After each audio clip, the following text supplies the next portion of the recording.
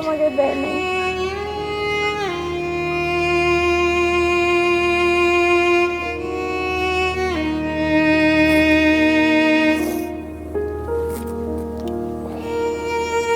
আনাস এমনিতে খুব মেধাবী ছাত্র ছিল আমরা জানতে পেরেছি, এবং সে যে স্কুলে পড়তো সেখানে সে পঞ্চম শ্রেণী পড়া অবস্থায় সে জিপিএ 5 পেয়েছিল, এবং সেটা শুধুমাত্র আমি তাকে গাইড করছি। সে কোনো করে নাই, কোনো কোচিং করে নাই, তারপর কোনো বাসায় কোনো টিউটর দেই নাই। শুধুমাত্র আমি ওকে পড়াইছি, ও পড়ছে, আমি গাইড করছি। এবং এমন একটা পর্যায়ে এমন মানে এখনকার যে সিচুয়েশনগুলো, যে প্রতিষ্ঠানগুলোতে সবাই চায়, সব টিউটররাই চায় যে একটা বাচ্চা আমার কাছে পড়ুক। তো পরে এমন একটা সিচুয়েশন তৈরি হয়েছে যে তাকে তার ক্লাস টিচার মানে আর বাচ্চাদের দেখায় বলছে যে দেখ তো আনাসকে, আনাসরে তো কেউ গাইড করে না ওর মা ছাড়া, ও মানে তোদের জন্য একটা রোল মডেল, যে তোদেরকে এত করেও আমি করতে পারি না, আমরা পারি না, কিন্তু ওকে তো ওর মা একা করে হেল্প করে ওর এই পজিশনটা টিচারের কাছে না পড়েও আনাস তার সুন্দর রেজাল্ট করছে। জি, শুধু আমি গাইড করতাম, আপনি গাইড করতেন, ও পড়তো। এইভাবেই মানে কোনো আলাদা কোনো টিচার বাসায় কোনো প্রাইভেট দেয়া বা কোচিংয়ে দেয়া এগুলা কিছু দেয়নি তাকে। বাহ। ওর আর কি কোনো শখ ছিল মানে ছোটবেলায়? ওর সাইকেলিং এর শখ ছিল, মাঝে মাঝে ফুটবল খেলতো, আর ওর ইঞ্জিনিয়ারিং করতে চাইছিল। সে সায়েন্সে পড়ার এটাই উদ্দেশ্য ছিল যে ইঞ্জিনিয়ারিং করবে। তার ইলেকট্রিক্যাল ব্যাপারগুলোতে খুব আগ্রহ ছিল। কিরকম সেটা? ছোট একটা ফ্যান, আপনারা দেখে থাকবেন যে ছোট ফ্যান মুখের সামনে ধরে, হ্যাঁ এই ধরনের ফ্যান, তারপর লাইট, তারপর নষ্ট চার্জারগুলা ঠিক করা, এই ধরনের ক্যাপাবিলিটিগুলা তার ভিতরে ছিল। সে নিজে নিজেই মোটর কিনতো, পাখা কিনতো। মানে এগুলো সে নিজে নিজে শিখতো নাকি না সে মানে কোন জায়গাতে শিখে এসে অ্যাপ্লাই করতো নাকি না নিজে নিজে? হেল্প লাগলে হচ্ছে আপনার ইউটিউবে একটু দেখে নিত, ধারণা নিত, ধারণা নিয়ে তারপর সে নিজে নিজেই করতো। আর হচ্ছে আপনার যেই বাকি যে দুজন ছেলে আছে এদের সঙ্গে তার আনাসের সম্পর্ক কিরকম ছিল?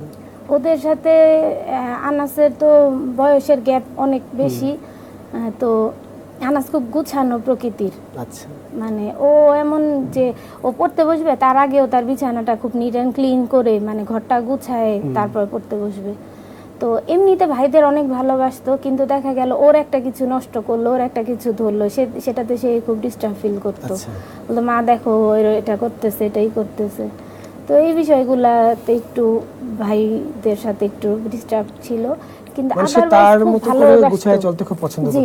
যেমন বাইরে গেলে, যেমন নাস্তা আনতে গেলে আমার ছোট ছেলেটাকে নিয়ে যাইতো, যখন আমার মেজো ছেলেটা ছিল ছোট তখন ওকে নিয়ে যাইতো, বা ও বিকেল বেলা দেখা গেছে যে কখনো যদি আমি টায়ার্ড থাকতাম আমি বলতাম বাবা ওদেরকে নিয়ে একটু মাঠে যাও, তুমি বসে থাকবা, ওরা খেলবে, সেই সময়টা সে দিত।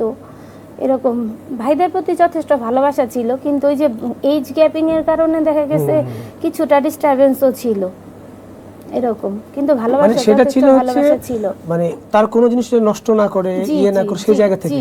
কিন্তু মানে আপনার খুব বাধ্যগত সন্তান ছিল না? জি আলহামদুলিল্লাহ। এখনকার সময় তো মানুষ বলে যে মেয়েরা অনেক গোছালো হয় বা বাধ্যগত হয়, কিন্তু ছেলেদের মধ্যে ও মানে আলাদা ছিল, আলাদা একজন। ওই যে আমি বললাম যে আমার বাকি দুইটা সন্তানকে আমি ওইভাবে করে পালতে পারবো কিনা বা ওরা আমাকে ওইভাবে মানবে কিনা আমি জানি না, কিন্তু ও আমার জীবনে যে কি ছিল, সে কি আমি হারাইছি সেটা আমি প্রতি মুহূর্তে মুহূর্তে ফিল করি। আমি একটু চাচার কাছে যেতে চাই যে আনাস তো আপনার নাতি, আপনার চোখে আপনার কাছে আনাস কেমন ছিল? আমার চোখে আনাস একটা অসাধারণ ছেলে ছিল। আপনার তো একটাই, আপনার কয়টা মেয়ে? আমার একটাই মেয়ে। মানে আপনার মেয়ের ঘরে প্রথম নাতি আপনার, না? জি, আর ওর ছোট একটা ভাই আছে। আচ্ছা, তো নানা হিসাবে আনাস আপনার কাছে কেমন ছিল এটা একটু? নানা হিসাবে আমার কাছে ও যেইভাবে থাকার কথা ছিল সেইভাবে ছিল না। কিরকম? যেমন মনে করেন যে নানার সাথে নাতির সাথে একটা বন্ধুত্বপূর্ণ সম্পর্ক থাকতো, আমি ভয়ে ওর সাথে এই সম্পর্কটা গড়তাম না। আপনি ভয় করতাম, আমি ভয়ে করতাম না, কারণ চতুর্দিকে আমি যেই অবস্থা দেখতাছি, ওদের বয়সের, ওদের থেকে একটু ছোট, ওদের থেকে একটু বড়, এদেরকে দেখা আমার ভয় ঢুকে গেছিল। আমার নাতিটা যাতে নষ্ট না হয়ে যায়, এই ভয়ে আমি তার সাথে বন্ধুত্ব সম্পর্ক গড়ে উঠাই নাই ইচ্ছাকৃতভাবে। আচ্ছা, আমি সব সময় শাসনে রাখতে চেষ্টা করতাম, কিন্তু আমার এটা ভুল ছিল, আমার এটা ভুল ছিল।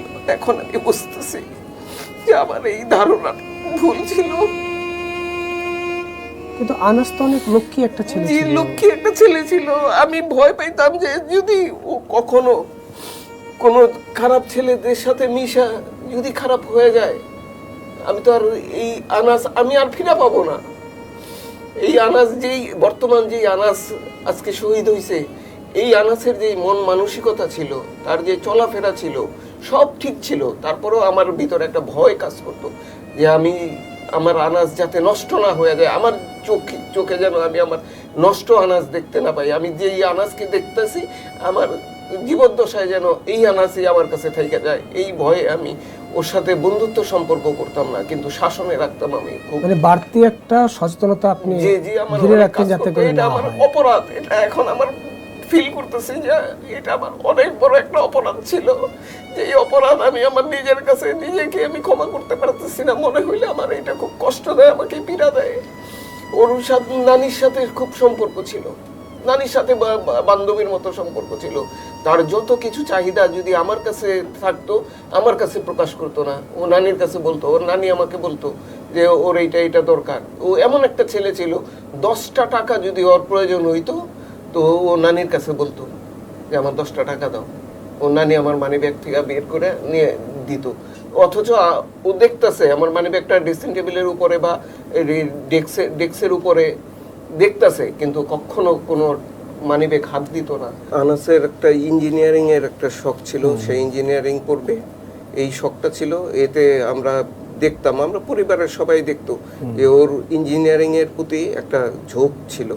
পড়বে তো পড়বে, প্র্যাকটিক্যালিও সে, হ্যাঁ সেটা শুনলাম, সে নানা কিছু দিয়ে অনেক কিছু বানাতে এবং পারতো। সমস্ত কিন্তু ইনস্ট্রুমেন্ট। আপনি যেই ভয়টা পেয়েছিলেন বা ভবিষ্যৎ চিন্তা করে পাচ্ছিলেন, আপনার সেই আনাস তো বাংলাদেশের গর্ব হয়ে দাঁড়িয়ে গেল।